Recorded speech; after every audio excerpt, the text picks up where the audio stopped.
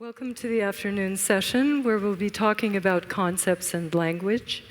But before we get started, we wanted to see Your Holiness whether you had any comments from this morning's session when we were discussing this issue of concepts and how it's put together both for Western science and for Buddhist science. Nothing particular. Go right ahead. All right. Well, then with that, I'll turn it over to Lera Boroditsky, who will be talking about language. Thank you so much for having me here. Language. Yes. Language. Yes. Of course, you see, also the accent or pronunciation. Yes. You see, some cases very much related with tongue. Yes. Yes. So the way develop sort of language. So at least, of course, basically same sort of human physical. Yes. But in certain levels, some differences. Yes. Tongue. Yes. And vocal So, type. so I'm wondering, for example, you see, with Tibetan, it's difficult to sort of use the word fa. Yes. So I remember in early 50s, no, I think early 60s, when I met some sort of, a representative of different sort of European countries or America like that. So my translator, you see, he knows, he speaks English quite well, but when, like French, you see, this word come, before he translate, he do like that. He's getting himself ready. Right. So some Tibetan sort of word. This is some other people, you see, it's very difficult to sort of pronounce that. Pronounce it. So how much relations, language and tongue? And the tongue. Actually, physical tongue. That's physical. Yes. So that's just, I'm wondering. Curiosity. No? Curiosity. Thank you so much for having me here. I study how we're affected by the languages and cultures that we live in, so it's a special treat for me to be here at this confluence of two cultures meeting and trying to understand each other and grow together. So I often start by asking students in my classes what cognitive faculty they would most hate to lose. If you had to lose one thing that you can do with your mind, what would you most hate to lose? And often students will say, I would hate to lose my sense of sight, or I would hate to lose my sense of hearing. Once in a while they'll say my sense of humor. But almost no one ever says, I would most hate to lose language.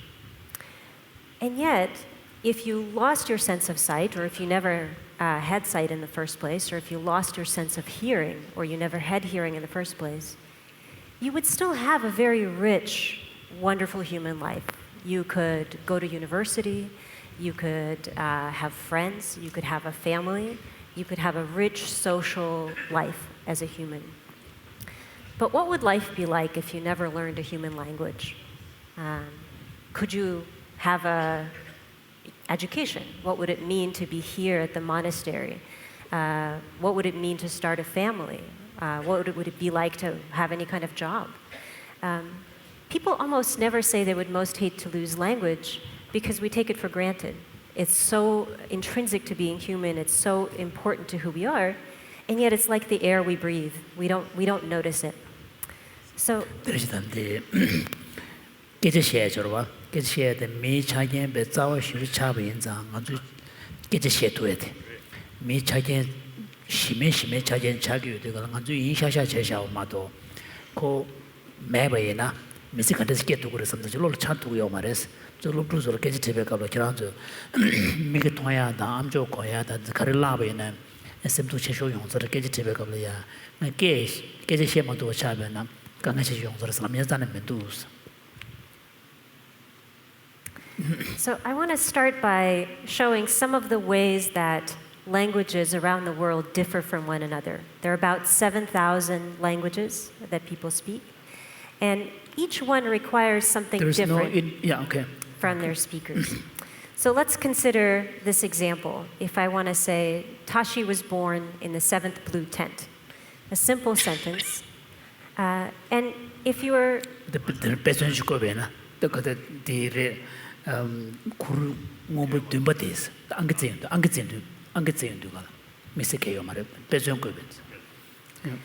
So languages will differ in what they require of their speakers to include in the sentence. For example, if you say this in English, and this is something that happened in the past, then you would say was born, not will be born or is being born.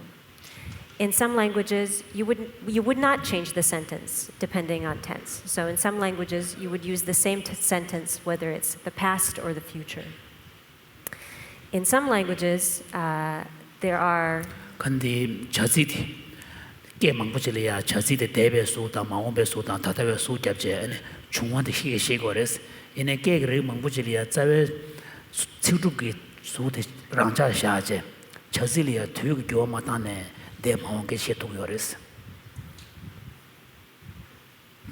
In some languages, there are 5 different past tenses. So if this is something that happened just now, that's one way of saying it. If it happened a week ago, that's another way. If it happened 2 months ago, that's another way.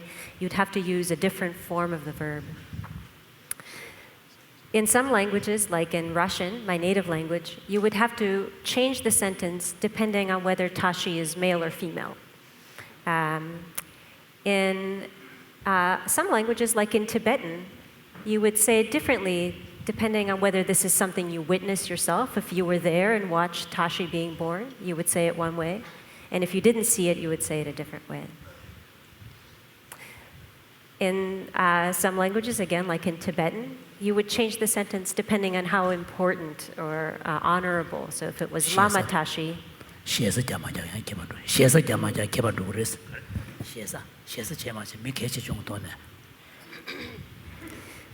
if it's Lama Tashi being born, you would use a different form.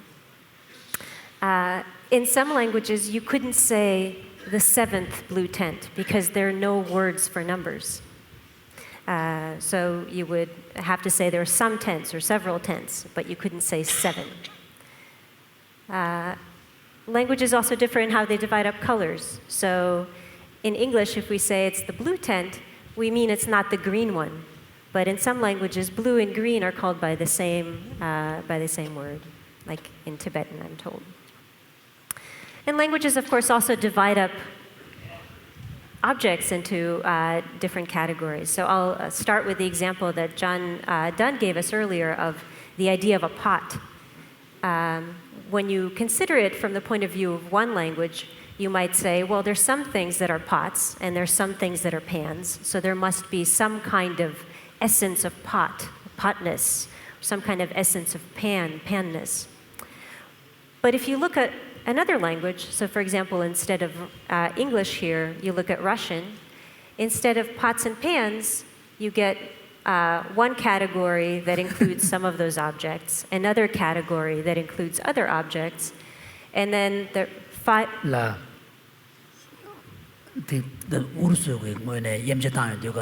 ursu kege to nemji tang de gal design kha che ge ores tande inji chen de gal pots ta pans la de design ni che ursu ta garang ya ngo bu ta garang te be na design che da kha che che. And then those other 5 objects all get 5 different names. So instead of 2 categories, you have 7 categories, and they're just completely different from the English categories. And so these kinds of observations lead us to ask a lot of questions. Like, do people who speak different languages think differently because of the languages they speak? Does learning new languages shape the way you think? So when you learn a new language, when you learn French, are you just learning a new way of expressing your thoughts? Or are you actually learning a new way of thinking? So is the language that you're learning actually shaping the very thoughts that you wish to express? Another question, do people who speak many languages, do they think differently depending on the language that they're speaking? So if you're speaking Tibetan or you're speaking English, Are you seeing the world the same way when you're speaking one or the other? Some people who speak several languages say they feel like a different person. So they say, when I'm speaking Russian, I feel like a different person than when I'm speaking English. Are there some thoughts that are unthinkable without language? So if your language doesn't have a word for it, or if you're a child just learning your language, you haven't quite mastered features of your language, are there some things that are beyond your imagination? And also, does language enrich cognition, or does it constrain cognition? So does it make us smarter, or does it make us more narrow in our thinking? So these questions have been being asked for a long time in many traditions, and I know these are questions that have been asked in the Tibetan tradition, as Jinpa pointed out, but also in the West. People have been making claims about this for a long time. So here, Holy Roman Emperor Charlemagne says, to have a second language is to have a second soul. One of his successors, Charles V, says, a man who knows 4 languages is worth 4 men. Very strong statement about the worth of a language. Frederick the Great of Prussia had a more specific set of hypotheses. He says, I speak English to my accountants, French to my ambassadors, Italian to my mistress, Latin to my God, and German to my horse. Not sure exactly how he came up with these hypotheses. But lots of people say things like this. They say French is the language of love, or German is the language of reason. There's no scientific evidence to suggest this is true, but people have these feelings about different languages. The diplomatic word, some treaties. French language is best, I heard. The military matter, German language is more suitable. I don't know. His Holiness has heard that, for drafting treatises between nations, French language is best, and for anything that has to do with the military matters, the German language is best. So he's not sure, but he has heard. So, but recently in cognitive science, this idea that language might shape the way we think actually became very unpopular. And lots of people argued that language doesn't shape thought, that everyone thinks the same way. One person that maybe put this most colorfully is Jerry Fodor. He's a philosopher, and he says, I hate relativism more than I hate anything else, excepting maybe fiberglass powerboats. He likes to go sailing, so he doesn't like those loud, noisy boats. Sailings like the Tulia Tarche, Trutan Lungate, Trutan Juba, that the fiberglass Shabbat Yago Samarwa. There's a code the governments in a Telemagawa Karayoslamna, the relativisms like the tech game and out on a Missamdana Kakayo, sketchy, the Kosan now to this. So, other than fiberglass powerboats, the real bane of his existence, the thing that he hates the most, is this idea that language might shape thinking. So in the last 20 years, researchers around the world have started doing experiments and asking questions. Is it really true that speakers of different languages think differently? To what extent does language shape thought? And I want to give you 4 examples. I'll start with how we see color. Languages divide the world of colors in a lot of different ways. So some languages have only 2 words for color. Some languages have many words for color, the way we have in English.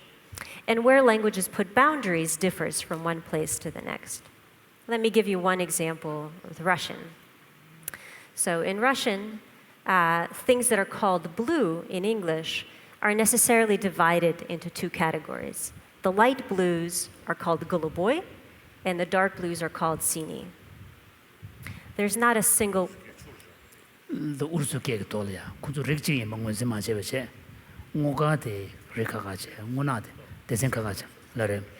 Is it a function of having more words to describe blue, or is it, I mean, are these two seen as two separate categories of color?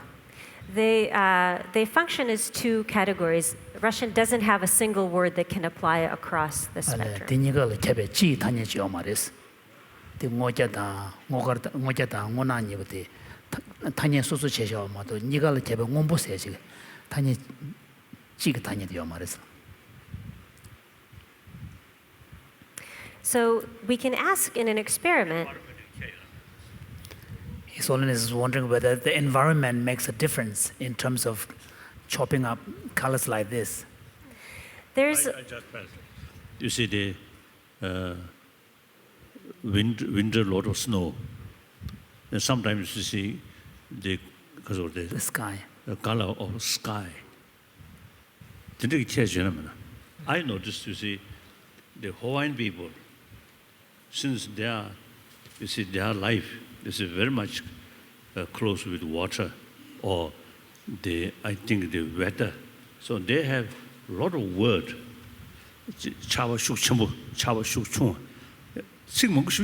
So for example, because their life is very connected with the weather patterns, particularly due to the rains, they seem to have a lot more words to describe different kinds of rain, you know, very strong rain for a light rain and so on. Because of their climate condition. Their environment. I don't know. That's a very good question. So the question you're asking is, how much does our environment shape our language? And in turn, you can also ask, how much does the language that you're born into, the culture you're born into, shape the way that you think? And actually, we will answer the very question that you just asked in this experiment. So here we could ask, do Russian speakers actually perceive those shades of blue as being more different? Is it easier for them to perceptually distinguish those two shades of blue than English speakers? So here's the task that we give people. We show them 3 patches of color. One of the patches on the bottom is identical to the top. And all we ask them to do is say which of the bottom is the match. So press a button on the left if it's the left, press a button on the right if it's the right. And there are 2 kinds of trials, 2 kinds of situations. On the left, I'm showing a trial where the distractor color, the color that you're not going to choose, the one that's not the match, is from a different language category.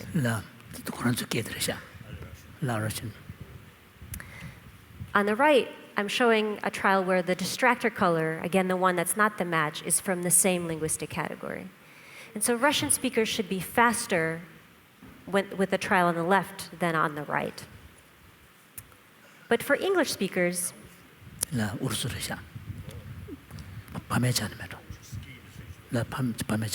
so you're Russian. I was born in the Soviet Union. So for English speakers, these are all blue. So there should be no difference between one kind of situation and the other. So just to remind you, this is the task, a very simple perceptual task. And yet what we find is that Russian speakers are in fact faster when the 2 colors come from different categories for Russians than when they come from the same category. And English speakers don't show this effect at all. Now you asked, Your Holiness, you asked a very good question. How do we know this has to do with language as opposed to other experience in the world that people have? So one way to find out if language is involved in the moment is to try to get people to stop using language internally and see if it changes how they think. Say that again. One way to find out if language is involved is to get people to stop using language and see if it changes how they think and how they perceive. How do you stop asking them to use language?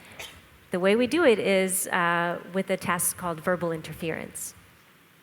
So we give people a hard linguistic task. We ask them, for example, to recite numbers. So you say 7, 4, 3, 1, 6, and you're reciting these numbers while you're making judgments about the colors. 그러셨다. 최두년에 타녀에 대해 로라 체베 temperature ba tika 주제 베나 처음 그 파티게 템프로 다디 디갑이야 안게코네 주버도 아니 안게 찍네 정아 주버도 당가 잡살랍 샤베나 고 딩om보레 임레 마레시 임제다에 그 타녀기 옴보냐 타녀데 배주 제요 말로 신다질 때샤로와 디갑이야 아니 러시안 군주 단다 다시 옴보레 담다 임제 조고 땅토버데 나시 다도 용도도 연구면도스 아양 고 타녀 장장 배주 제베이나 타녀 배주 제베 숙견 전부 테메나 아니 간다 타녀 배주 타녀로 마차웨네 그 조고 임제 땅토 그랬어. So if Russian speakers are seeing these colors differently because of the language that they have in their minds, if we get them to stop being able to use the language, this difference should disappear. And in fact, that's exactly what happens. When we ask people to look at these same colors while they're being occupied, while their language is being occupied, you no longer see a difference. So that's 그 타녀 배주 제마주고 인도가라 아니 몸버리 낭수 염제 땅토에 된 게마 조금 땅토 받는 식구 땅토고 면도스. Quite. Now, it's always important to ask this question. Maybe Russians are just weird. Maybe there's something else special about them. So it's important to do these experiments in lots of other languages.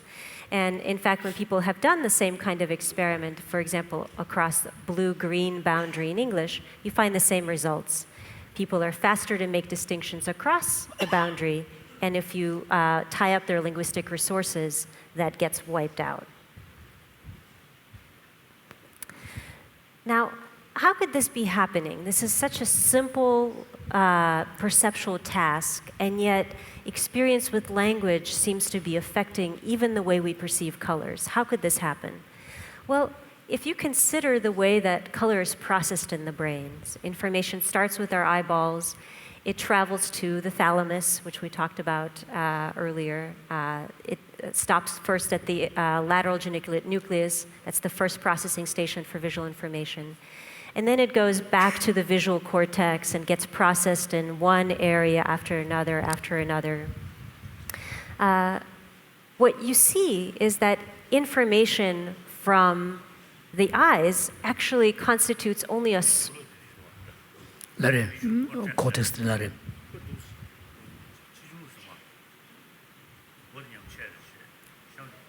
나래.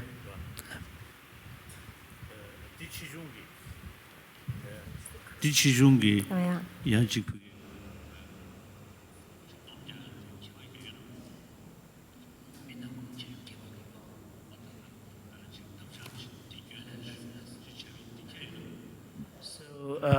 In your so the visual cortex seems to have a kind of a quite an interesting shape. The upper part is broader and there's a stem. So in those people who have damaged that part, depending on how large the damage and which part of the damage, does that affect the visual perception? There's a certain shape, some connection with sort of mind or vision. The shape of the visual cortex. Shape.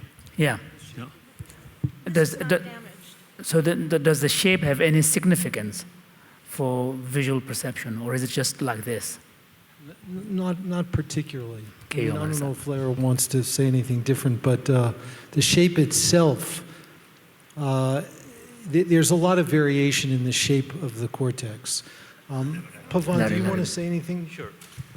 The visual cortex differs greatly across different people, and it doesn't really affect how well they are able to see. So my visual cortex could be much smaller than yours, and it would not make any difference in the richness of my color perception or my acuity. 미 편줄이야 야 visual cortex 체중 개발 요래서는 양 디기 개인제제 통세 마셀 시작 개발 요 말했어. So in this processing stream, information from the eyes is actually only 10% of the input that goes into the this first processing station. That's the bottom-up information that Richie was talking about 라 자주 yesterday. 그 초등 자인데 자주 주마도 벤 실론에 연구해서 말아. And the other 90% is coming top down from the cortex. So 90% of the input into this first processing area for visual information is actually coming from the rest of the mind.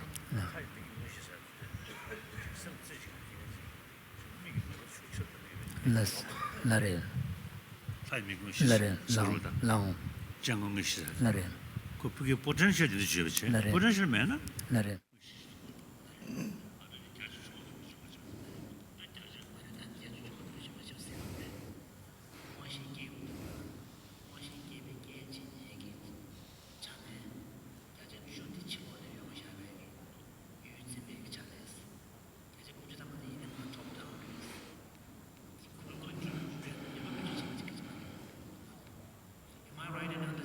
that when a visual perception occurs, the 10% of the content is really coming from the outside stimuli, and the remaining is coming from top down.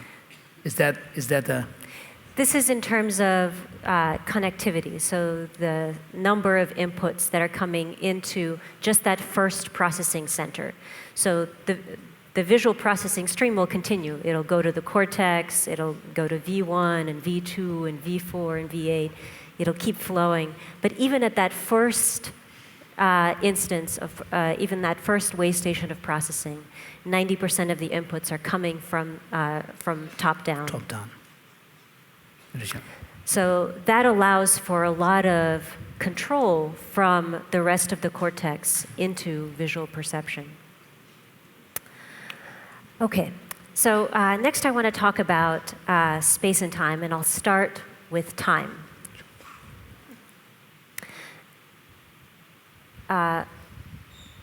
In English, the word time is actually the most frequent noun. People talk about time a whole lot. It's an object of fascination, and this is true in lots of languages. People talk about time a lot. But there's a paradox. There's a paradox here because time is not something we can perceive directly. We can't see time, we can't smell time, we can't taste time, we can't touch time. And yet we talk about it all the time. How do we think about this part of our experience? 단에 인지나로래야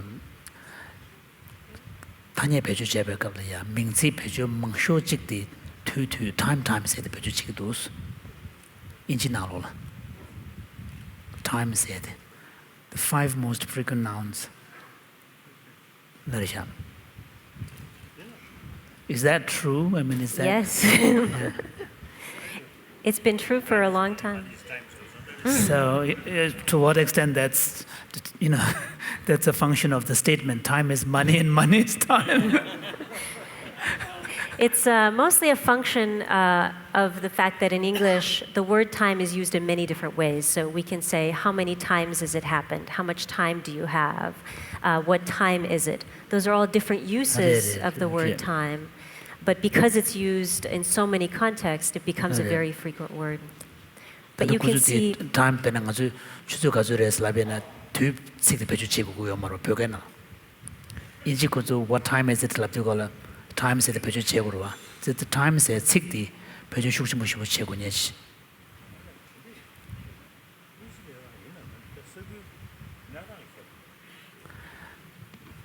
So His Holiness is wondering whether that is really a function of the English language or a particular need of a society, the way it's structured.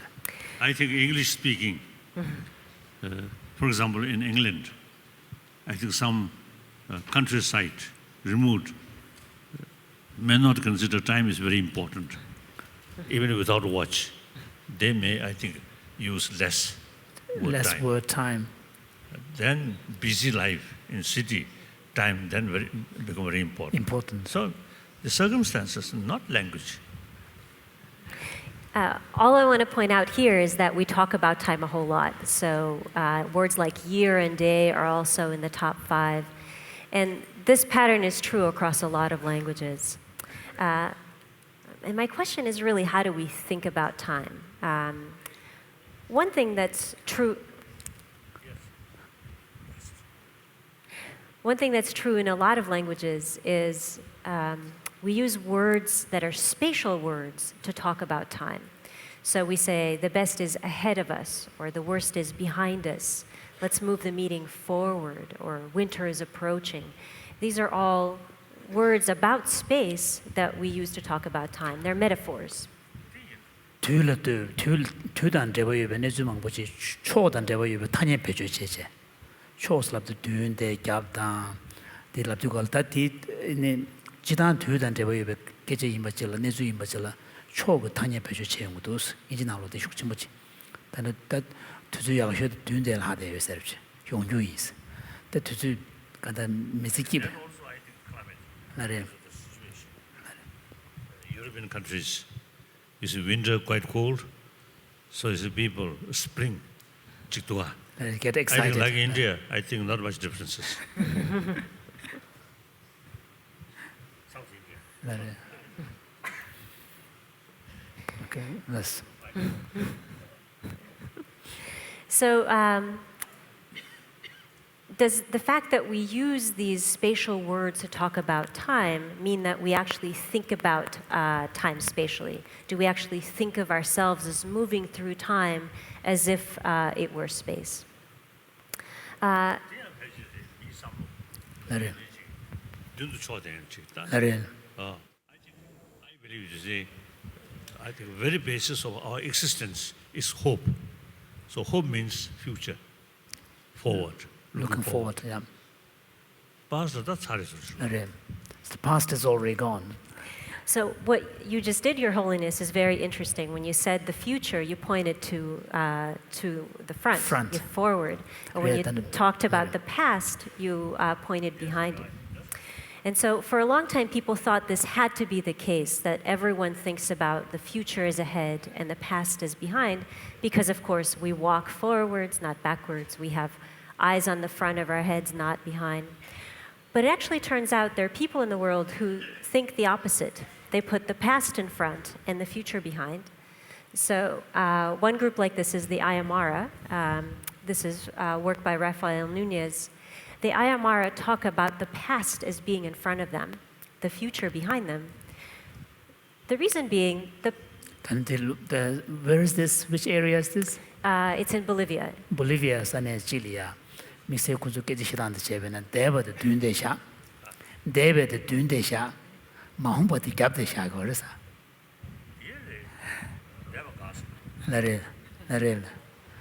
So that also sounds very logical, because what is past is in front of you. What is yet, yeah, it's already gone. Future not yet come. Future you cannot see, so it's in the back.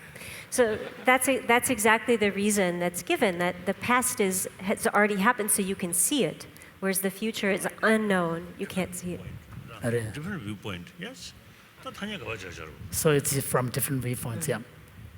So when the Ayamara talk about time, when they talk about the past, they gesture in front, and when they talk about the future, they gesture behind. So the way they move their bodies even is changed by the metaphors. Now, another very common pattern for Americans is that time goes from left to right. So if I give you pictures of this apple and ask you, put them in the correct order, if I just scramble them and say, put them in the correct order. Kushu dishidi samaro ruche and chill tej that can do two korimda tumbeton and pang ticks labenas. The titan chick to stitch over was Tamungela Masevche, the net sevche. But people who read and write from right to left, for example, Arabic or Hebrew, arrange the pictures in the opposite direction. They go from right to left. The Kuzuri de la Yen, Yun party or Yigi, the Arabic that get. The eating in the Kushu to get it to Kurim the Tumba, Pang Dix like to go Kuhuran parties. 2 years.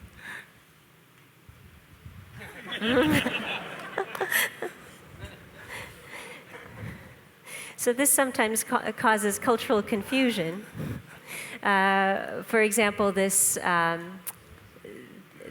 This is a logo for a nutritional supplement for children that Nestle was selling. And you can, if you read it from left to right, it's clear what the product does. But when they put this in Arabic-speaking markets, it caused a lot of confusion because if you read it from right to left, 단디 부조리아 숙침부 영향에도 그 dobje 자견제제 네슬레게 들어봐. 단디 지단 농범망분할 parte pechu chebena 당부 보고 엽디니디 그러니까 당부 중중가 제드네야 체로 진드네 고보고 고보자 오마다 마스는데 펜도 연구를 살아봐. 다 아랍다 줄롱발 parte 자되고라 아랍다 롱발 이기에네 요 로녜 되게 롱발 parte 자나 디 코노 되고레스 부고 당부 또 좀 비어데 죽을 누구여서 그렇지.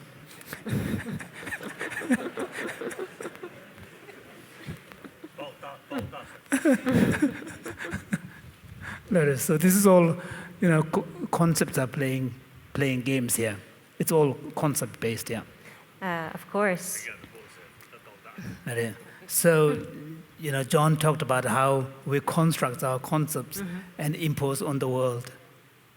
Of course, time doesn't actually go from left to right or right to left. This is not reality, It's right? true. It's just entirely invented by our minds, by practices in our culture. But the way that we read and write also organizes how we imagine things unfolding. So, for example, in this study, people were...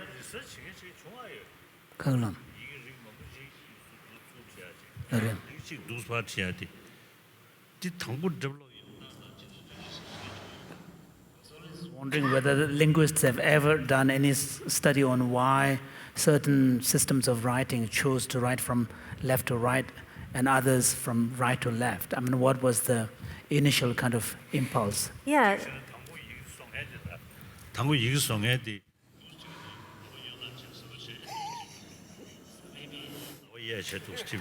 So it could be that the person who first invented the writing script of that particular language might be a lefty or right-handed. Languages tend to adopt one direction or another depending on the writing. So the Chinese is written top-down. It depends on the writing instrument. So, for example, if you're chiseling in stone, you want to hold with your less good hand and use the hammer with your better hand. And if you're doing that, it's better to go in this direction.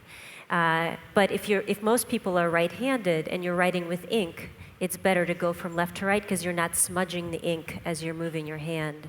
So you can see writing systems change one direction or the other depending on how the writing is being done, whether you're doing it in stone or you're doing it in ink.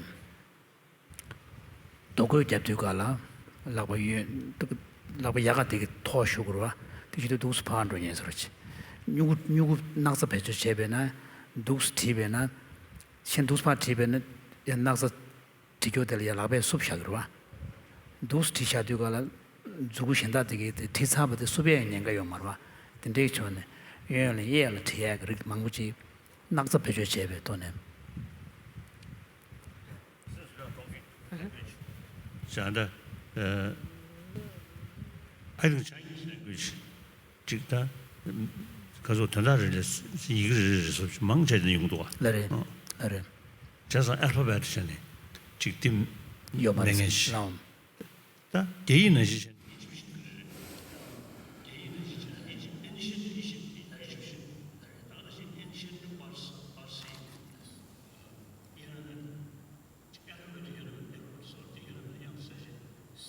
Since we're talking about language and the writing system, it turns out that the Chinese way of representing, words, it doesn't seem to be based on alphabets. It's more of a pictogram, and then maybe the Egyptian hieroglyphs might be similar, but they are also ancient Persian language. Are they the same kind of pictogram type?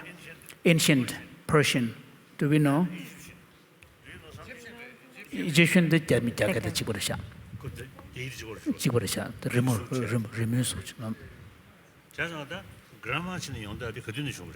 So in that sense, I mean, is there any rough idea of when alphabet-based grammar system emerged? So writing systems in general are pretty new. Language, of course, we don't know exactly how old language is because it doesn't leave a trace, but at least 100,000 years, whereas writing systems are only a few thousand years. So in the scope of human history, all writing systems are very new. And there are lots of different kinds of alphabets. There's syllabaries, there are pictogram systems. These emerge at different times. So I just wanted to give you this one study. I love this study because it shows how the way we imagine events unfolding is also shaped by the writing system that we have. So here, people are asked, imagine that Bill is giving flowers to Mary. Draw a picture.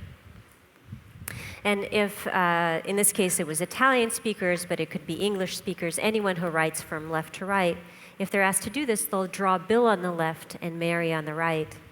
But Arabic speakers will go in the opposite direction. They'll see Bill on the right and Mary on the left.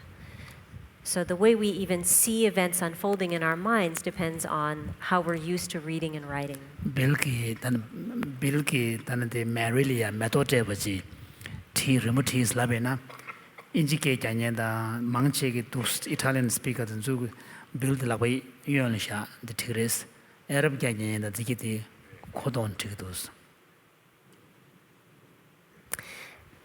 Now, time doesn't just have to go horizontally from left to right or front back. It can also go vertically. So, for example, in Mandarin, the last week is the up week, the next week is the down week, the past in general is above, the future is below. And when you look at the way Mandarin speakers gesture, or when you test them in experiments, you see that, in fact, they think about the past as being above and the future as below, in addition to other horizontal ways. Now, time, so far we've only talked about how time moves with respect to the body. So ahead of us, to the left, above. But time doesn't actually have to be organized with respect to the body. Let me give you this example. So I would like to ask everyone to close their eyes. So everyone in the hall, please close your eyes. Your Holiness also. Now, I can see you, so I can tell whether or not you've closed your eyes. Okay, now without opening your eyes, point southeast.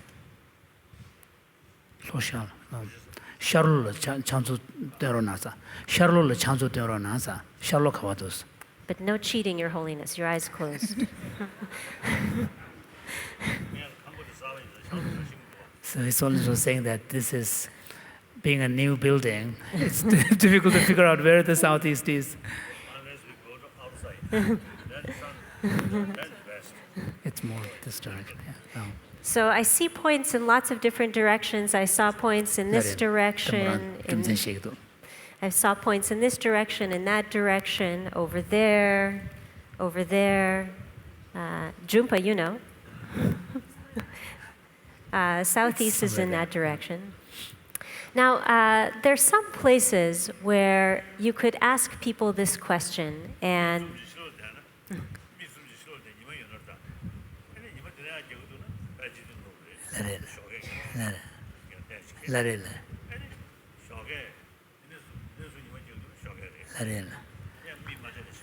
so if you're outside, when the sun is shining, depending upon the time, then you could pretty much guess which direction the sun is hitting your body. Yeah. There's some people are. I think judging the Sun, position of the sun. position of the sun. Again. The sun can certainly help. So even with your eyes closed, you can be pretty accurate.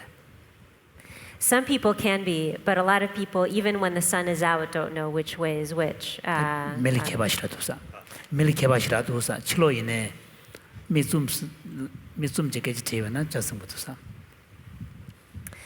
For example, we tested some students at Stanford University, very smart young people. We tested them outside, bright California sunshine, hills that are facing the ocean, a church that they're very familiar with. They can see everything. And only about a third of them could point north, south, east, and west correctly. And I really just mean within about 60 degrees of correct. The others didn't know which way was which. Even though you would think the sun would help them, they didn't think to do that. But there's some places where people are very, very good at staying oriented. There's one place that I have done research with in Aboriginal Australia. These are the Pomporao. And here, even a 5-year-old child can tell you which way southeast is. So I can ask a girl, can you point north? And she'll point north without hesitating, without having to think about it. Now, why would this be? What could explain this difference in... 건조다 뜨간다 초가요스 남뜨가 남사 부글롱아바이네 남상 초 문제 제격고 싶으시도스. 근데 에버리지널 디 초문제 부글롱아바지 제바 춘중제네 초가요를 샬로눕죠 어떻게 깨지 테베가 남상 문제 제도도스. Again, I think way of life. 나래 The cultural heritage is make differences. No building, even no tent. 나래. So they even don't have thatched homes. So I think they very 가서다 촌 넘버지. So they've 샤도 넘도 지드주제디. 무천 주제 촌 넘버 싶죠. So their sensitivity to the environment is very acute because they don't live under a roofed environment. So these folks do live in houses, but Your Holiness, you're raising a really interesting hypothesis. And the hypothesis is this. Is it the case that if people live outside, or spend a lot of time outside, or can see the sun a lot, does that mean that they can stay oriented really well? Or if you find neighbors, so neighbors of these folks who also live outside a lot and also can see the sun a lot, but don't stay oriented, is there something about the culture and the language that they have that's creating the difference? And so when people have looked around the world, they find neighboring communities where they live in the same place, the same environment, and yet one group of people stays oriented really well and another one doesn't. And there's something that's very cool about the languages that these folks speak. These are languages that happen around the world. And that is, they don't use words like left and right to talk about direction, and instead they use cardinal directions.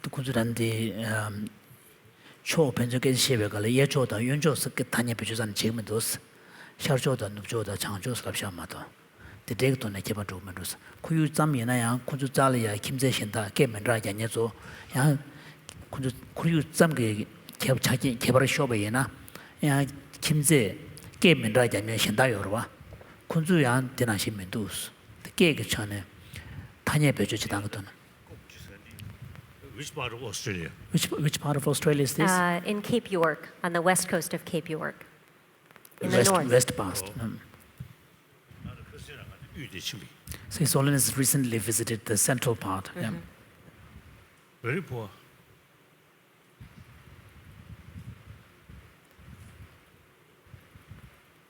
되게 자면 가려서 자면 게 지로스 가래. The mother is a bit So one German who voluntarily helping these native people education. Wonderful. I very much appreciate. I also made some donation.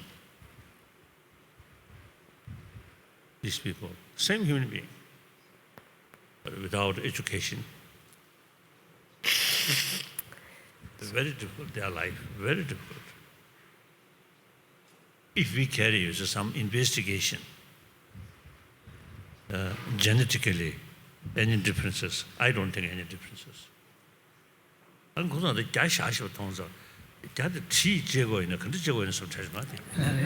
It's only just to because the person on the left has so much beard. So he was wondering how do they shave? Are they using a knife or something? Or just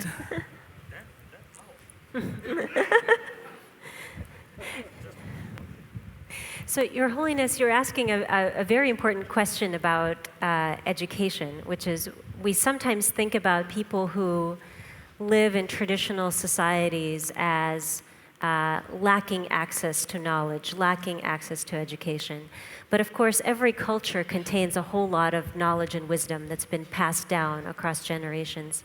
And one thing that's remarkable about these people, and a lot of people like them, is they have cognitive abilities that at least we in the West used to think were impossible for humans. They're able to do things with their minds. They're able to stay oriented in a way that we used to think humans can't do. So we knew that ants could orient really well, or salmon can orient really well, or birds. And we always had some excuse for why we couldn't do it. So we would say, well, salmon have magnets in their scales, or birds have magnets in their beaks, and we don't have beaks and we don't have scales, so that's why we can't stay oriented. But these folks stay oriented so well just by paying attention, by always keeping track of which way they're going and keeping an active map in their mind. Now, one thing that they do in their language is they always use words like north, south, east, and west. For example, you would even say, there's an ant on your southwest leg, or move your cup to the north, northeast a little bit. Now, I started...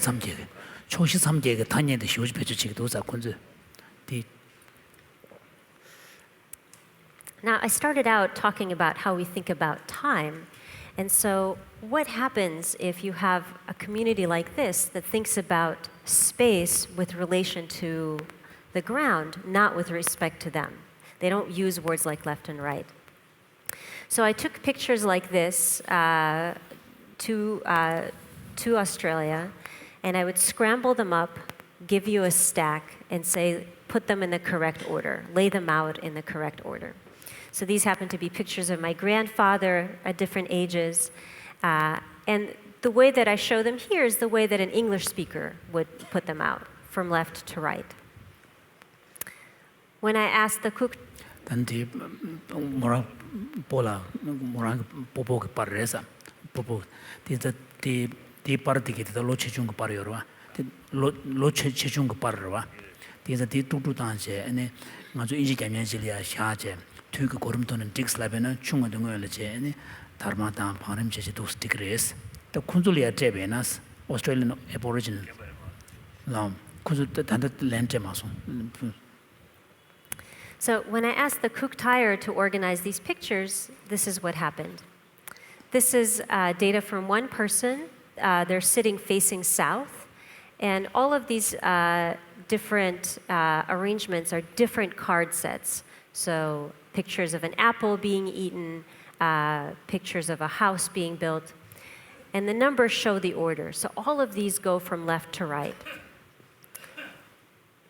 Now, this is the same person on a different day. They're sitting facing north. And now all of the cards go from right to left in the opposite direction. Here's... 라 말이다 고주데 니마 소소로 뜨네 초카와 초카와를 갖다 유명한 돈에 프로젝트 메라데도사 카시 로졸 때베나 마르게 고름데다 찍제 야 미코랑 카 노졸 때베 장졸 때베나. So am I right in understanding that depending on which direction they are facing, they organize the photos differently, the order? That's one way of putting it. One way of putting it is to say, depending on which way they're facing, they organize the photos differently. But another way of putting it is, regardless of which way they're facing, time always goes in one direction from east to west. It's for us that time always switches, right? If I'm facing this way, time goes in that direction. And if I'm facing this way, then time goes in this direction. Very egocentric of me to make time chase me around every time I turn my body. For them, time always goes in one direction, from east to west, as we establish that that's the east. Is it advantageous? Does this system help them in ways that our system doesn't? The question was whether the system is advantageous, whether it helps people in ways that are... every system has some advantages and some disadvantages. So certainly if you don't want to get lost in the woods, being oriented is really, really great. Learning left and right actually is quite difficult. So kids take a long time to learn left and right, and some adults still don't understand left and right. So each of these systems has different advantages and different disadvantages. And I guess it's just that time goes in the direction of the sun, in other words. In this culture, it's going in the direction of the sun from east to west, but that actually isn't the only way that it can go. So people have looked at other cultures that also organize space geographically. So one example I love is from the work of Rafael Nunez. He showed that in Yupno, time doesn't even go in a straight line. So time rolls down into the Yupno village, and then after it hits the village, it takes a turn and goes towards the mouth of the river. So it's a bent timeline that just happens to take a turn right in the village. Time can also go downriver in some languages. It can go uphill.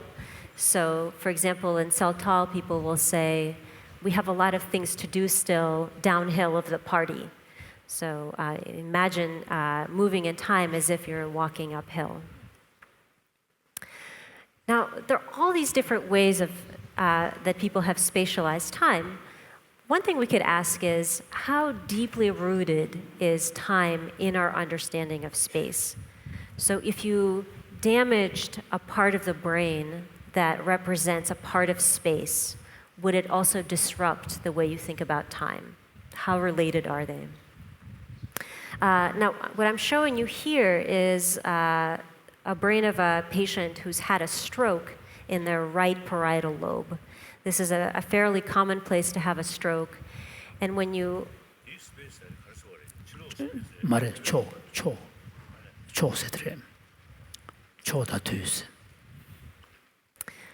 So as a result of this stroke, there's damage in the right side of the brain, in the parietal lobe. And people who have a stroke like this will sometimes end up in a condition where they neglect the left side of space. So the brain is organized so that the right side of the brain controls the left side of space.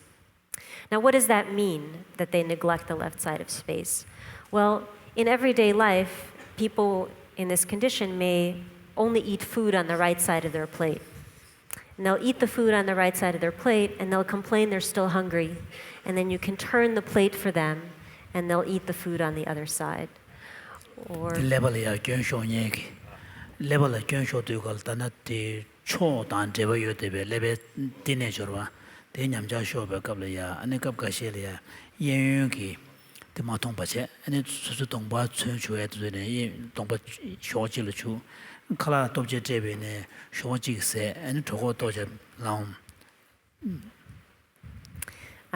Your Holiness, you asked about shaving. So people in this condition men in this condition will only shave the right side of their face. Women will put makeup only on the right side of their face. So this guy I've shown here is a member of a rock and roll band. He doesn't have this condition, but if he did, that's exactly how he would do his makeup. And it even extends to how people draw. So for example, on the bottom, I'm showing drawings of two patients who were asked to draw a clock. And you can see that one patient only drew the right side of the clock, and the other patient tried to fit everything in the clock into the right side. So there's an emptiness on the left. And what we wanted to know is, if you are missing the left side of space, are you also missing the left side of time? So if the two are so closely related, do you actually damage a representation of time when you damage space?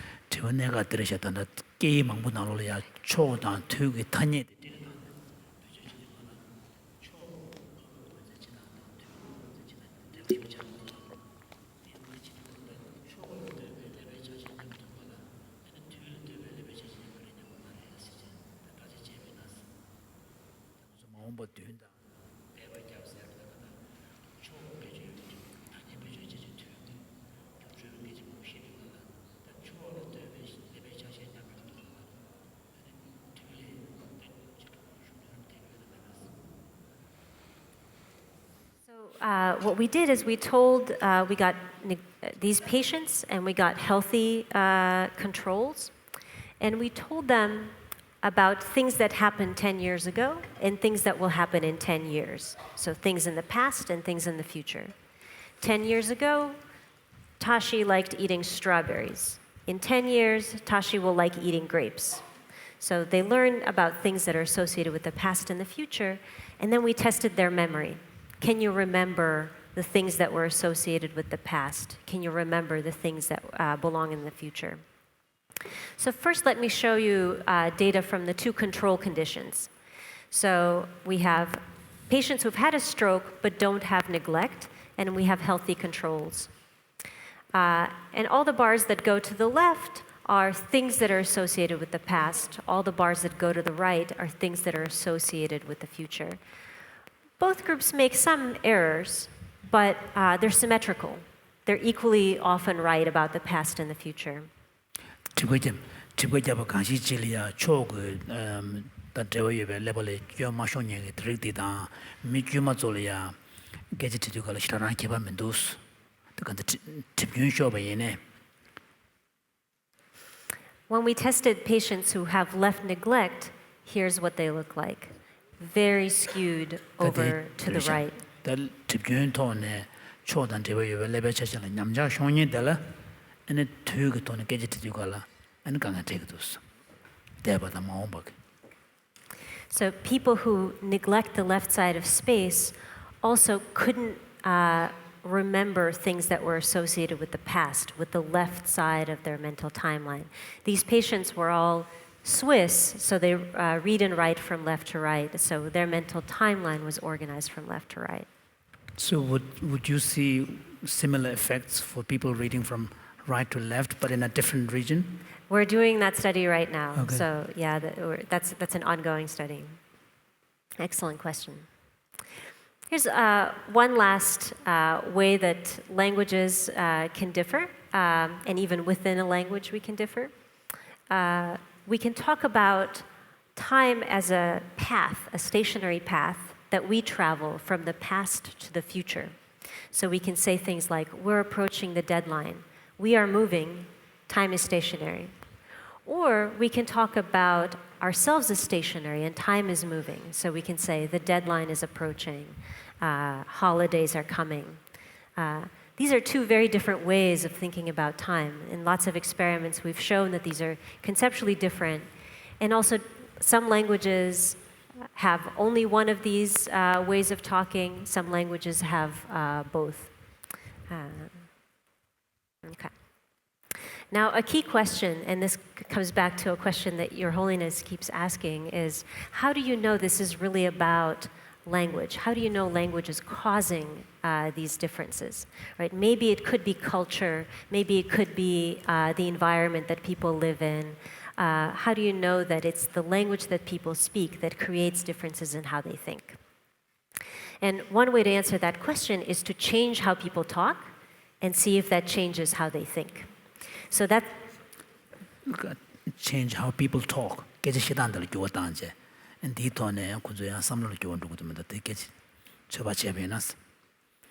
So that's something we do in the lab. We bring people in and we teach them new ways of talking. So for example, we might bring English speakers in and teach them Chinese metaphors for time. And then we can see, do they start thinking about time vertically like Chinese speakers do? And in fact, that turns out to be the case. When you teach people new ways of talking, it changes the way they think. So that tells us that at least influence can go from language to thought. When people change how they talk, it also changes the way they conceptualize these things. So to summarize this part, one reason that the way we think about time is so interesting is we construct our representation of time out of many different pieces. Time, of course, is not the only thing that's like this. There are many abstract ideas that we talk about. So whether we're talking about justice or love or compassion or truth, these are abstract ideas, right? And this is most of the stuff that interests us from day to day. This is the stuff that makes being human so much fun, right? So when you have a conversation with someone, if the only things you have to say is, this table is solid and wooden, if that's the only thing that you have to say, that's not a very interesting conversation. You're not going to get invited back to the dinner party, right? But if you can talk about time and truth and justice and beauty, these abstract things, this is what makes humans so smart. So what we've seen from our research is the way we build these abstract ideas is out of lots and lots of components. First, these ideas are deeply rooted in experience. So in the case of time, we conceptualize time as if it were spaced from our physical experience of space. But we also take a lot of cues from language and from culture, from metaphors in language, from artifacts like writing direction.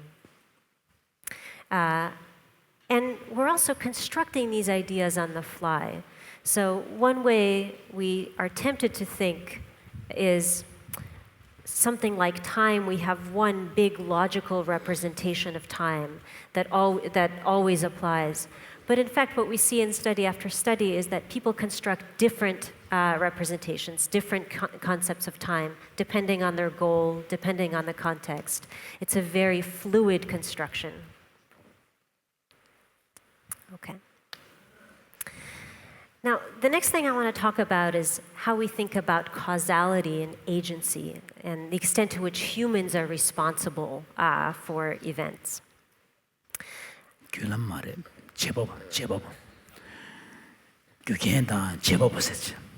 Agency. So, I want to start with an old study. This is work by Beth Loftus. What she did is show people videos of accidents. So they would watch videos of car accidents.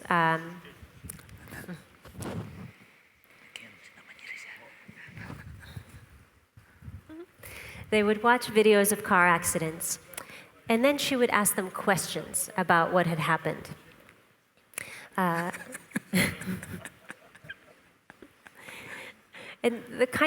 what she was interested in was, can you change what people remember about what they witnessed just by the way that you ask a question about it?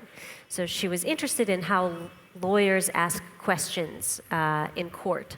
And she thought maybe they could change the very memory that people have just by the way they ask the question. So 중화로부터 연했을 때 모든이 답에 들이야 아니 티워티당 그 돈에 야 주주단제 아니 템벌이 요태야 가르 중화 중대.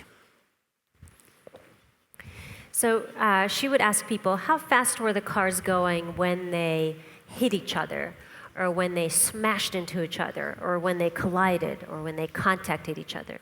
So she kept asking the question in different ways, using different verbs.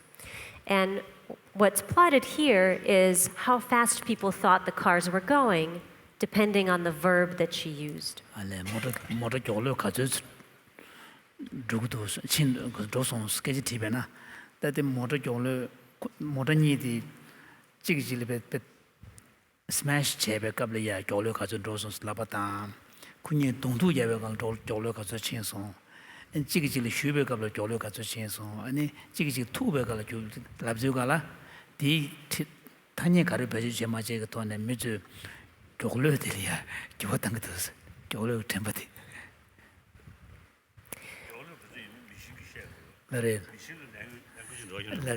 So the most accurate way is to check the speedometer, and the language wouldn't come into the picture at all. Our memory is very poor, it's very susceptible to influence.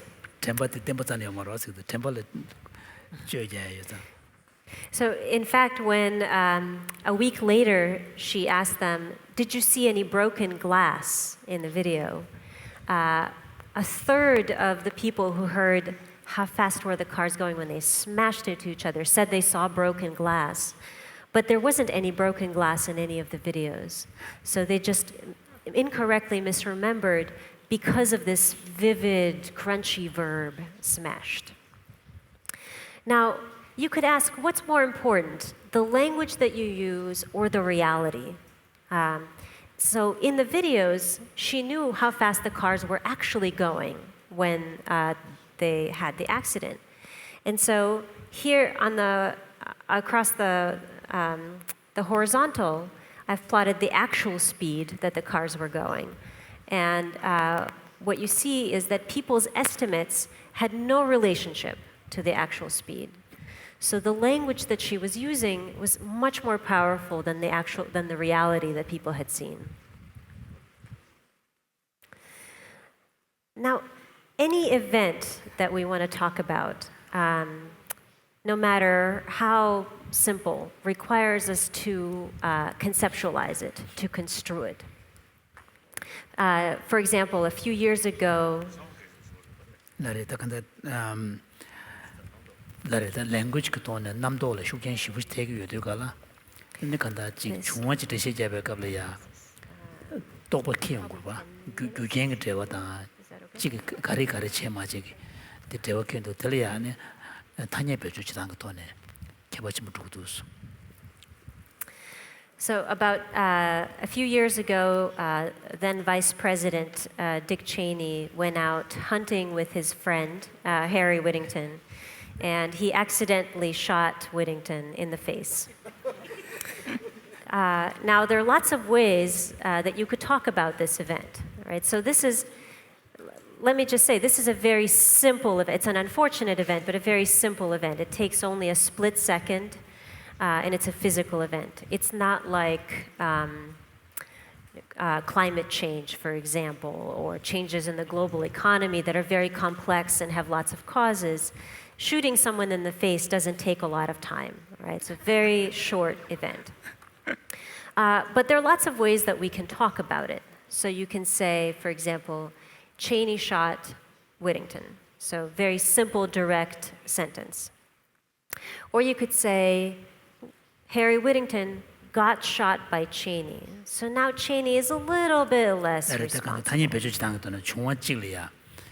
대 체니기 네 가스데 그래서 해리리에 멘트 잡으랬어. 랍단 찍다야 해리리에 체니기 멘트 태소스. 랍단 얘기 돈에 개반두고 그랬어. 찍을 때지 거야. Or you can just say Whittington got shot. Leave Cheney out of it. So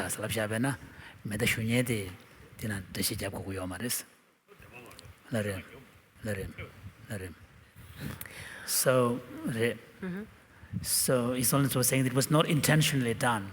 So that is also part of the event. That's a wonderful observation. So some language. So if someone says he shot him, but in English it's the same word is used. In Tibetan we have kind of intentional verb. Then you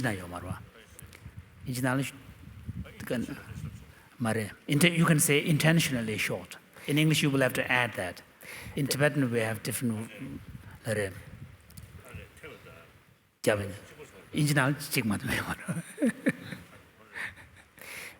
This is a wonderful observation, Your Holiness. That's actually exactly what we wanted to study, is how people perceive events that are accidental depending on how they describe them.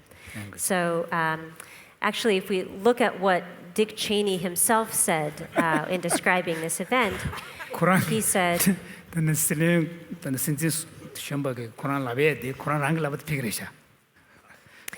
so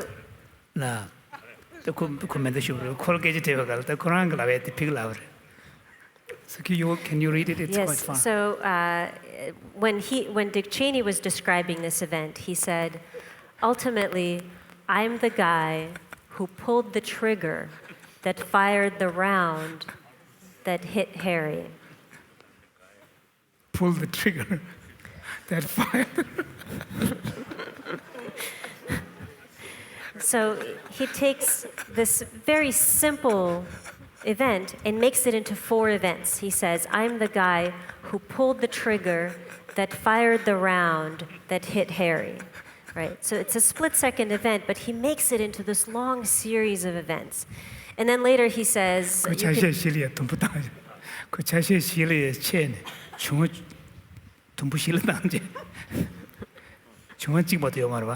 요 말에 그 대체 잡다니야 중원시에서. This is actually something we do in language all the time. So whenever we pick a verb, we're saying how much time we're going to include in that verb. So I can say, we built Rome, one verb, or I can say, I'm the guy who pulled the trigger that fired the round that hit Harry, just to describe that split-second event. We're taking a very specific perspective on time.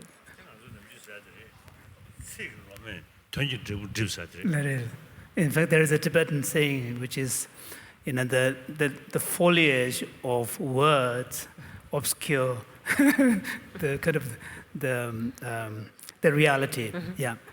Well, here's another example of that from George Bush. So he said, he heard a bird flush, he turned and pulled the trigger and saw his friend get wounded. So here, 선생이 어디 나왔어? 데리더니 선생 보시기 미적까지 되고 가르침을 살았다고 그 지우지 필요 고 엔드네 가수 초제 안에 멘데 대체 so this is really so probably the best explanation would be a mosquito landed on his finger accidentally triggered.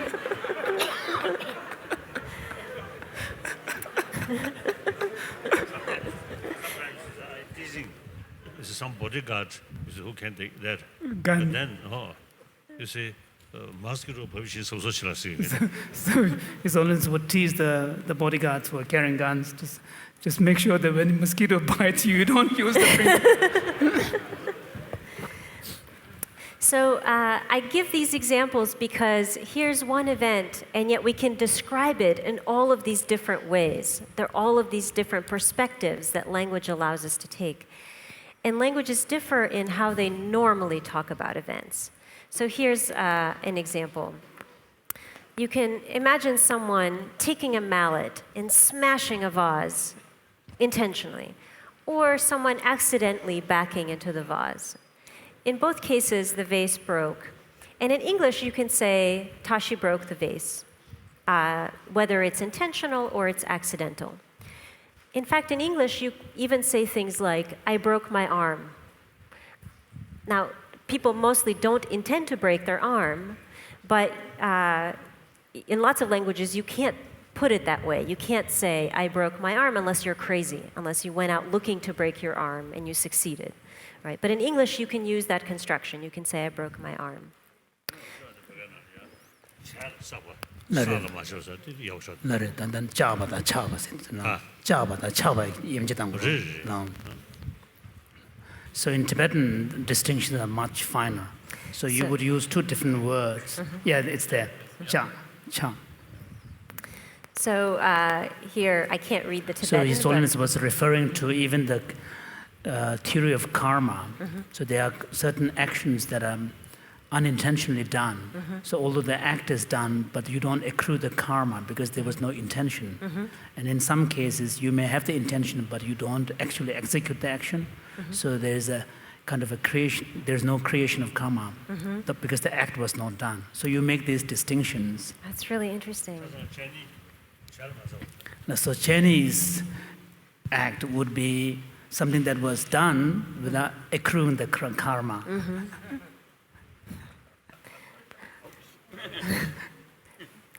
So here's a question.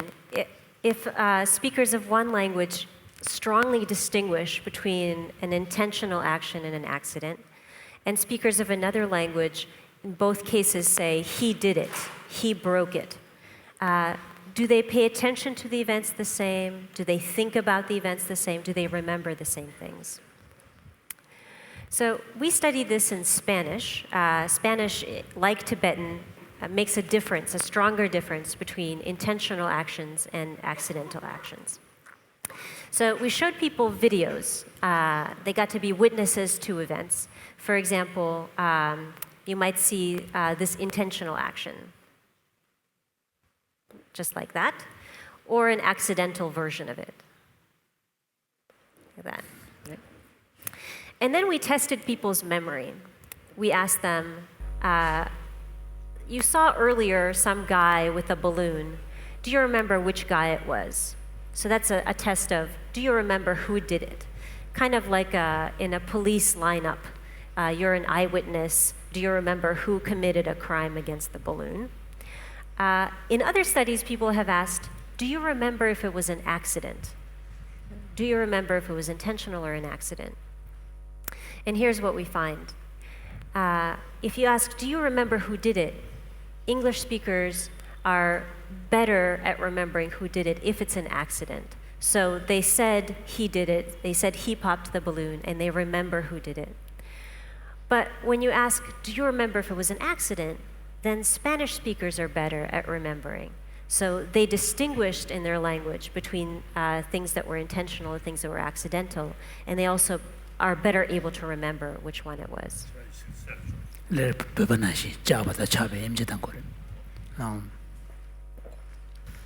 So people who speak different languages can witness the same event, can look at exactly the same event and remember different things, pay attention to and remember different things, depending on the structure of their language, the way they would normally describe the event. So Lara, just to be clear, so English speakers are better at picking out which person was the one who broke the balloon. In the case of accidents, yeah. In the case of accidents. Because when it's an intentional action, both English and Spanish speakers will say he did it, right? So it's not that Spanish speakers don't say he broke the vase when he really meant to do it. It's just that they don't mention the guy when it's an accident. So here we come back again to this question, Your Holiness, that you've raised. How do we know that language is creating these differences?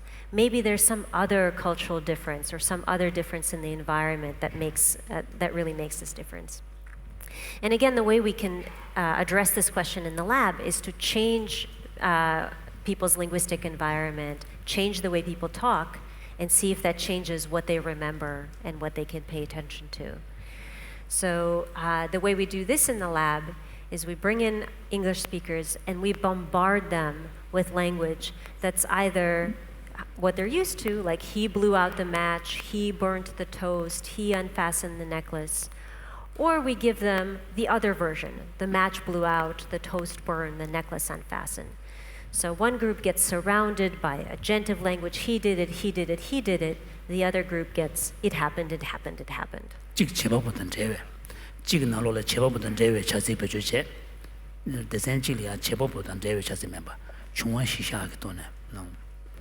And then we show them the same videos of people popping balloons and breaking vases, and we ask, do you remember who did it? And what we find is people who just heard, he did it, he did it, he did it, pay more attention to and remember better who did it. But if they hear the match blew out, the toast burned, the necklace unfastened, then their memory for who did it goes down. So we can change the way people talk or the language that they hear and change what they attend to and what they remember. Now, another question to ask is, does this affect how we blame people and how much we punish them? So this maybe comes back to the question of karma and whether or not karma is accrued. Of course, in the West, we only think about money. So instead of asking about karma, we asked how much should the guy have to pay for the damage that he caused. So we show people videos of an accident, and we describe it for them, saying either something like, he broke the vase or the vase broke. Now, they see the same video either way. So everyone sees the same video, but what we find is people who heard he broke the vase want to charge the guy a lot more, 53% more in fines if they hear he broke the vase.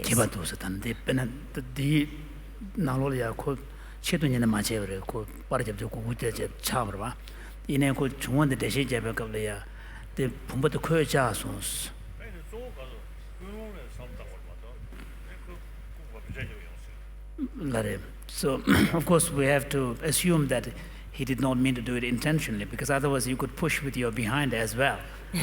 So, the 인지팅나로 책임을 요 말봐. 메두갈 he broke it 라바다 아니 pombachasos 라바니 그 배주 제마제가 돈에 아니. So that means for legal matters, using Tibetan is a good strategy. It's much more precise. Tibetan is more precise than English in this way. There are languages that make even more precise distinction. I don't know about Tibetan, but I can give you an example from Divehi. This is a language spoken in the Maldives. Take the example of Romeo drank the poison. So someone intends to drink poison, picks up a glass of poison, drinks it down, as opposed to Caesar drank the poison. So Caesar thinks he's drinking wine, but someone has poisoned his drink. So he intends to drink what he's drinking, but he doesn't know that it's poison. As opposed to Socrates drank the poison, where he knows he's drinking the poison, but he's being forced to do it. He's not doing it voluntarily. So in English, those are all, he drank the poison, he drank the poison, he drank the poison, all the same sentence. But in Divehi, those are three different, you have to use three different constructions. So they care whether you're being forced to do it, whether you're doing it knowingly, or whether you're doing it without your knowledge. Okay. Now, of course, languages also talk about people and divide people into categories. And here there's been actually relatively less research, but potentially there's a lot more impact that we should think about. So I just want to bring up a couple of cases. One way that languages divide people is in terms of honorifics, right? So in Tibetan, of course, you refer to people in different ways depending on where they are in their position in society. In lots of languages, in Russian, my native language, if you want to address someone formally, that's a different word for you than if you want to address someone informally. We have a special pronoun in English for Your Holiness, where Your Holiness is the only person who is addressed as Your Holiness. It's a very, very special pronoun in the English language.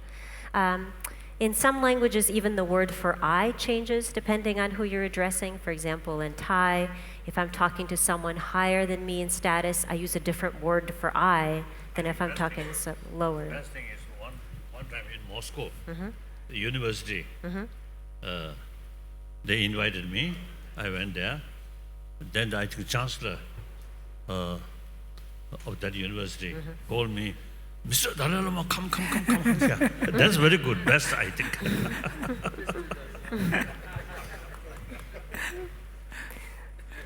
I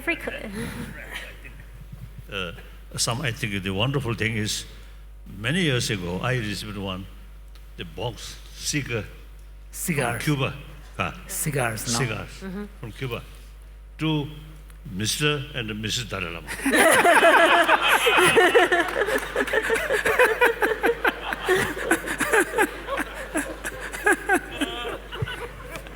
Well, I hope you didn't have to share them.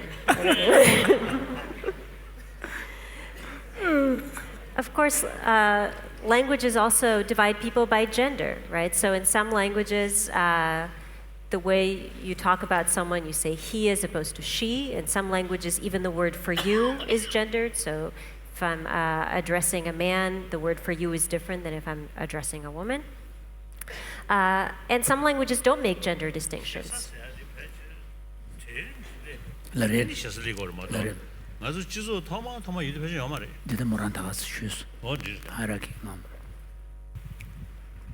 And some languages don't make gender distinctions at all. They use the same pronouns for men and women. And there's new research coming out of economics labs, actually, where economists have looked across lots of countries and asked, does how much you distinguish between people by gender predict how fair the culture is in terms of pay for women, in terms of education for women, in terms of roles in government for women.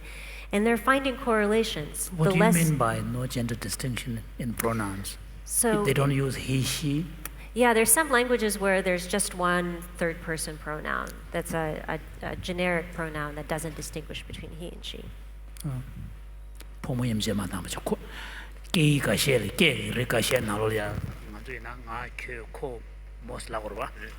게이가 셰리야 나다 큐다 아니 콩세지 지도 다녀마도 포모 다녀 맞아야 되는 요레스. 근데 주지도 나로야 포모임 제된 용어 유보다 찬요부터 되게 개발 용어도 없어. So this research is quite new, and people are still. That's my curiosity. I was told one small island in the Pacific, you see, in their community, the mother is the most important. It's matriarchal. Yeah, matriarchy. So they, you see, consider female is more sort of respected, like that. So how it developed, I don't know. My curiosity. I think we need some research how it developed. There are a few matriarchal cultures still around. For example, the Naji in China, near Lijiang in China, are a matriarchal culture. Women hold the property and they hold the power.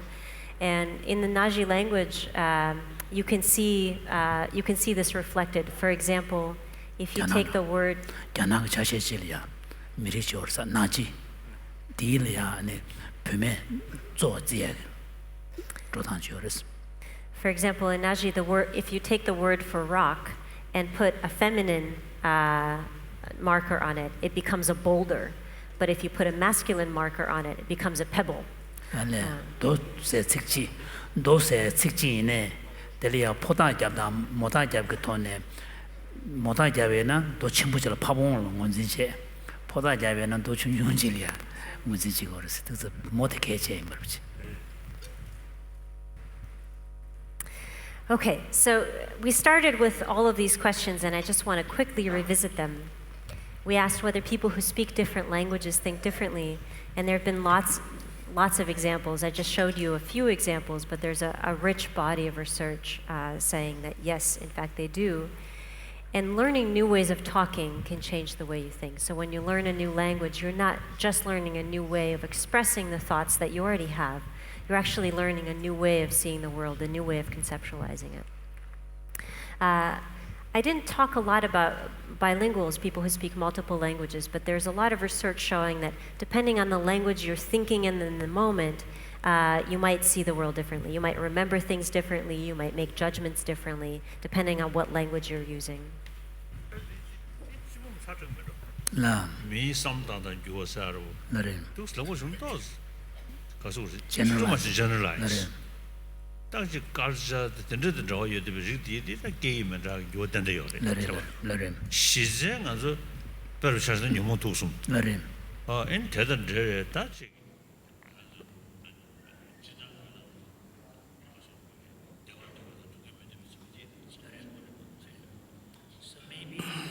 the statement that languages, different languages make us think differently may be a little bit too generalized, too broad, because there may be a layer at which, due to the cultural and environmental differences and different needs of the community, we use different languages and think differently at that level. But at a fundamental level, the human beings are human beings. They have basic needs, basic desires, and also, in different languages make difference. So when it comes to basic emotions like, anger, hostility, attachment, craving, and all of this, at that fundamental level, the different languages, His Holiness does not. If language really make differences, then Richard Davidson, I think, should carry more research work. Different people, different language, where the differences in the brain. No differences, I don't think. There has been a lot of research on how people who speak different languages think, and of course, here I've shown you a lot of differences in behavior, but behavior arises from the brain, right? So if people remember different things, if they make different judgments, that has to come from the brain. So for me as a scientist, the question is, what evidence would we have to say that language doesn't matter or language does matter? And what I've shown you here is a lot of cases where if you change the language, it changes how people behave and how they think. So that's the kind of way that a scientist would ask this question. His Holiness's point was that clearly what you have shown is that it has an effect, but it is at a certain level. But at a very fundamental level, there would be shared kind of, aspirations, shared emotions that are universal, that would, connect all of us as basic humans. So to me, Due to biological factor, I don't think any differences. Much difference, yeah. The cultural aspect, at a certain way of life, there are different language. Really makes differences, I think.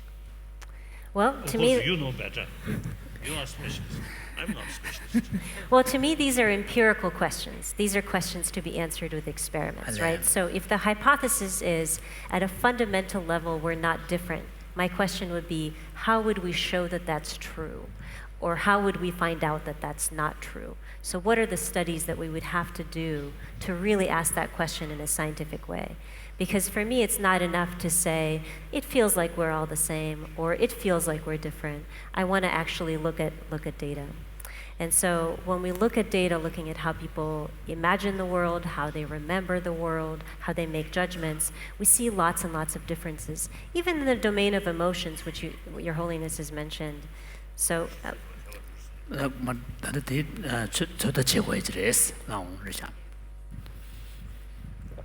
yes, and let me just wrap up.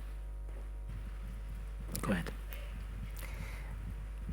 Okay, we're running low on time. Now, one thought that people had originally is that language and thought are essentially the same thing. And so asking whether language shapes thought doesn't even make sense because they're essentially the same thing. Another idea might be that language and thought are two separate things. And then you can ask, does the way we think influence the way we talk, or does the way we talk influence the way we think? But I actually think neither of these things are correct. Language and thought are neither the same thing nor two separate things. Now, what I mean by this is not something very mystical, but just that what goes into thinking are lots of different kinds of representations. So we have representations in our minds that have nothing to do with language, they're non-linguistic. We have representation. Non-linguistics la dugola. Dala matembe. Tön kichiro butana. Yonchogro bas. Dala zan doba mema. Tan dala tö shabaki. Tön kichitene. Lare. Then it non-linguistic chagwa. The non-linguistic chagore. The theories were more theories. There's a kid to one you with the chibuchamares and the tachi to tade mares. That's true. That's true. Because his Holiness was giving the example of very early, a very young infant. Before they're able to speak, they can recognize their mother. So they have some kind of concept, but that's not linguistic. We also have representations that are linguistic. They might be words or sentences that are floating around in our mind. But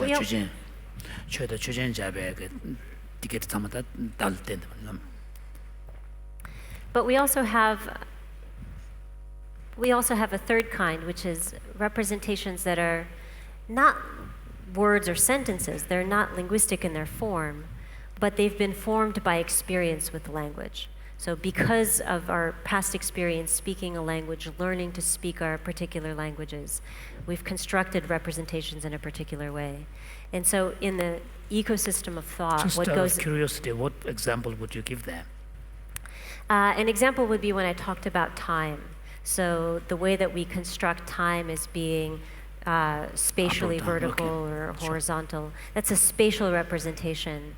But you wouldn't have made it that way unless you'd had your experience with language. So to wrap up, a whole lot of what we perceive as reality is instead cultural heritage. It's ideas that we get from our culture and from our language. Now, our cultures make us incredibly smart. We inherit a lot of ideas from our ancestors. So much of the way we see the world is because of the thinking that people before us have done. 단도 그런 뜻이 뭐는 뜻이 야래잖아. 단도 뜻이 잡아서. So But on the one hand, cultures make us very smart, but on the other hand, they reduce cognitive entropy. What I mean by that, entropy is labdu가리야. 바로 단제. 내가 초진에 간다 깨다를 슝구도네 밀레버 추부시부 소요레스. 야니데네 깨다한테 그 갈제도네 야 통제 충으로 누구요? 그래서 고 다단 타니를 뜨고 되고라. 거기 디자인도 충으로 충 누구요? 근데 그도네. 다 간다 가지고 되게 무슨데 차탐제리보다 라렘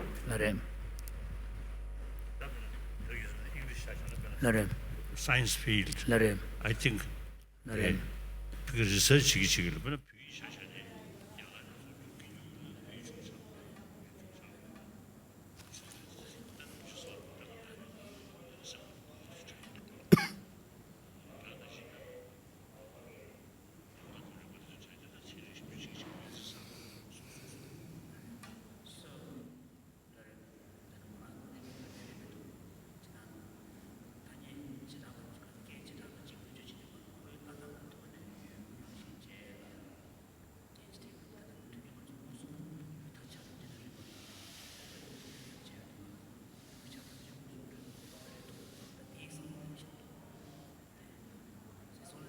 that also, sophistication of the language makes a difference because language gets more enriched as it is exposed to more ideas. So in the case of Tibetan language, for example, after the Buddhist ideas were imported from India, the language became enriched, and then it, kind of developed much more resources to convey certain ideas. So there's also kind of a lot more active processes that goes on. yes, that's true. And when In the field of science, new discoveries lead to coining new words, which then opens up new ideas and concepts and so on. whenever people 코레지 된다고 고토야게 명지 말하는 이 얘기 다시 믿습니다. So, for example, sometimes when you find a new discovery in science, and if you are not able to have a creative way of describing what that is, then sometimes people just use the name of the finder, like Bell's theorem. Just give the name of the discoverer. whenever we develop new knowledge, we also develop new language, and the two play together. So language creates new knowledge, and new knowledge also creates new language. New language. The 초변준이가 뚜둑직도스 now. So while cultures make us much smarter than we would be otherwise, they also reduce the number of paths that our mind travel. Cultures carve deep grooves for our minds to travel, and when we're stuck inside one of those trenches, we don't think to look outside and think, how could we think differently? Could this be different from the way that I'm doing it now? And that's one reason I really like looking across cultures, looking at other languages, because when you see how things could be different, that's actually a way of understanding yourself, understanding how you came to be the way that you are, why you see the world the way that it is. With that, I want to thank you, Your Holiness. It's been an honor. 말이다 간다 뜻을 쉬운다 게이신다고 또는 삼단다 간다 지금 메들 때베나 엔티즈고 로고체야다 자치다 저 군주가 남는 싫어요. I want to thank you for your attention. It's been an honor. I did not convince you, but you've given me a lot more things to work on. 뭐랑 대시슈부터 군주 컨빈스 군주래 이제 그 땡예버지다 슈투 마수대이네 그럼 뭐란 더블라에게 희망 붙여서.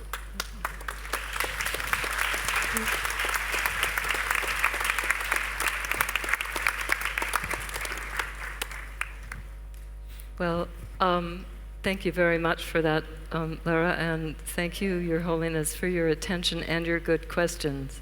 I'm not sure that we have time for discussion. We have like 5 minutes. Yeah, I mean, if some of the fellow presenters have 1 or 2 questions, Well, then we can end. Yeah, but what I'm thinking, for example, is that part of what Kathy Kerr was talking about would relate immediately to some of the things that Lara was talking about. I don't think so. You don't want to worry about that? No, I don't think we need to worry about that. Okay.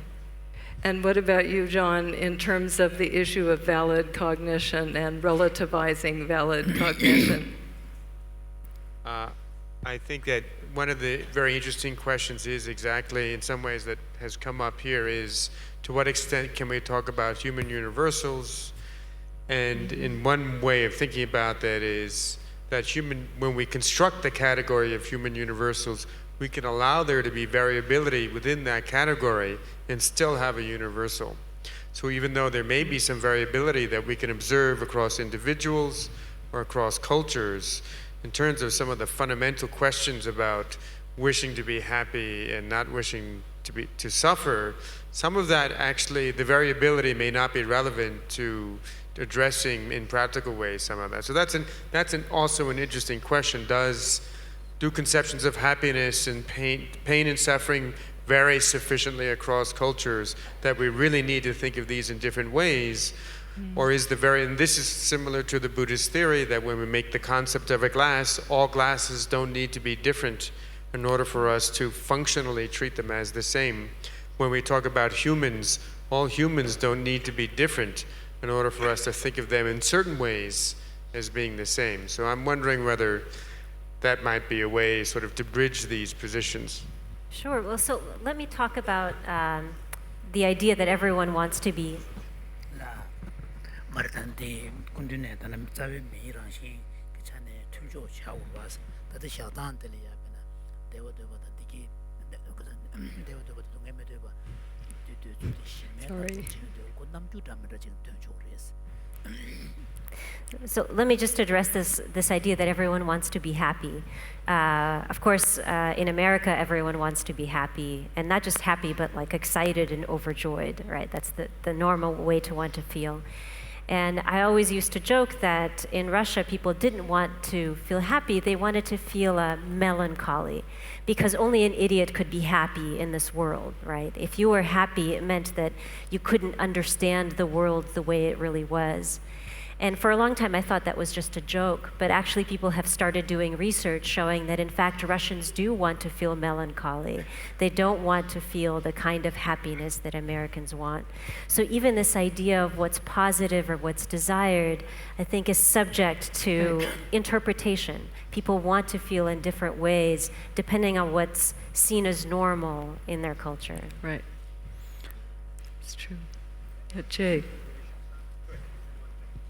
Well, I think that's an interesting example.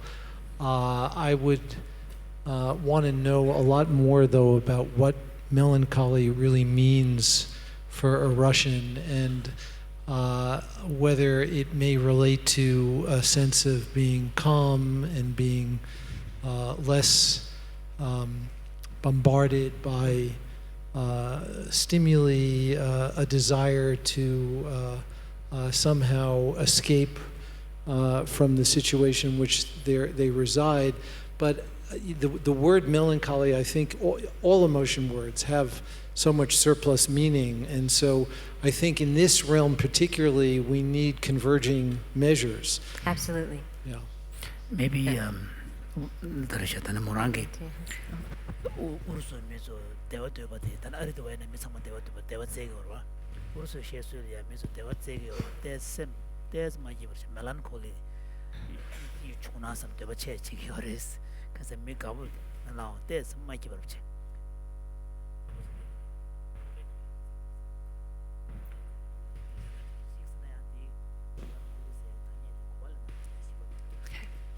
Is that okay? Yeah. Just a small thing, like in India and Nepal, when we address to a woman, depending on their age, we'll speak as mother, elder sister, or younger sister, for any stranger. Same for the males. And about this morning, about what Kathy said, Your Holiness mentioned that maybe if we have compassion or something, it might decrease the feeling of pain. So we did that with Tanya Singer, an experiment where one time you receive the pain, other time the other person receives the pain, and you have to think either with empathy or something. So in my case, I tried to think that when I was receiving the electric shock, I was imagining the other one was my kind mother, and I was rejoicing that it was me and not her. And then we noticed that the pain, the perception of the unpleasantness of the pain will decrease very, very much. So because of, in a way, being happy to receive it instead of somebody else. And one last thing, about the effect of the mind attitude, we did a completely reversed experiment where remembering some pain feeling that went with Richie, sort of burning pain, I was imagining, without any physical pain, a strong burning pain on the wrist, and it would activate the pain network in the brain to some extent, yes. Can I just want to take that really quickly. No. I think there were in Lyra's... electric shock.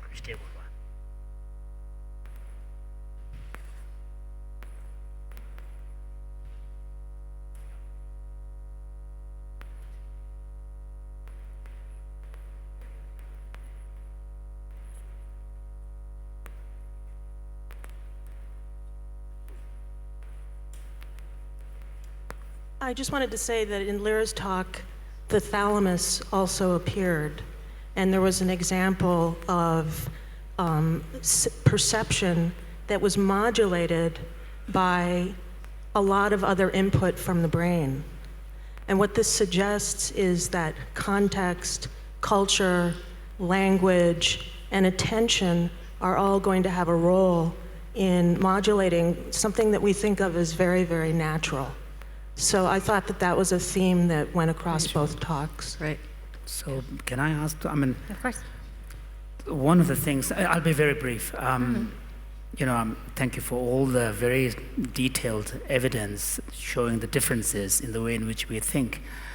But the basic facts are that biologically, we have all these sensory faculties, and these sensory faculties are very similar across human beings, regardless of whatever language we use. So clearly, logically, one would expect these sensory faculties in the brains that we have will exert certain constraints of a shared universality to the human species. And then even looking at the examples that you gave, whether we speak of time this way or that way, front or back, essentially people are using concept of time and space. That seems to be another constraint. So, why can't we argue that there are certain constraints? It may be manifested in many different ways, but these are what, establish a certain universality. So I don't want to give the wrong impression. It's very clear that there's a lot of things in common across all humans. And the reason to look across languages and cultures is not to say that they're different, but to understand how we build the knowledge that we have in the first place. What are the mechanisms by which we come to think the way that we do? We all make the error of thinking that we see reality. That's true. That when we look out, we see the world the way it is, but in fact we have constructed it. And so what this work is trying to do is say, what are the mechanisms by which we construct it? What is the role of culture? What is the role of language? What is the role of the body? What is the role of experience? And all of these things play a role. So there are definitely a lot of inputs that are coming into our ideas, but the most important thing to take away is that we're not thinking about the world the way that it is. Okay. We're not seeing reality. We're constructing it from a whole lot of ingredients. Sure. And the point is not that we're so different. Sure. It's that we're engaging in this very active process of construction. Thank you. And Jinpa, 또 밑에 봐 깨 타대 그 돈에 따당 삼단다 가가요 그래서 뭐 좀만 못 거요 봐 그랬더니 자외 밀이야 레바다 왕보다 되기디 깨다면 가르자베네 상만 직보로 줘봐 인도 갈 뒤차네 유진당이야 차 충분히 된데 레고 그러바스 두 차샤베네 두 눈다 잡다 가르라베네 두나 초기 타녀지 맞제바 삼노 좀 마당 발라 유리베 차와 날레 통도 왔을 때 기타 차종 말해서 담모라서는 내가 대 말해서 내가 대 아주 두규 냠용고도네 지유 통용도 갈 뒤통버디 유치다워신다 아주 통고도 삼점지 나와 샤르게 어려워서 단 뒤템버 말해 가서 들려야 아니 수수께다 르숑다 망부지기 차진 거 돈에 아니 수수 용어디 아니 유치다워신도 차와 많이 봐 유디 땡도 똑배 주네 눈배 자샤버지 된대지 세버르샤스. Well, obviously, this is a rich vein for discussion. Thank you, everyone. And we will continue tomorrow. I have 3 announcements to make. First, to remind everyone that we will have the Q&A starting at 3:30.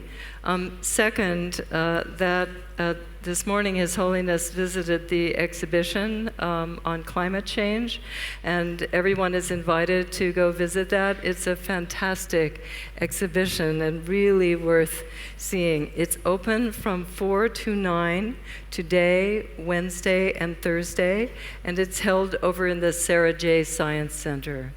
And then lastly, we'd also like to draw everyone's attention to the second exhibit that you visited today, Your Holiness, which is the exhibit on water that is at the secondary school.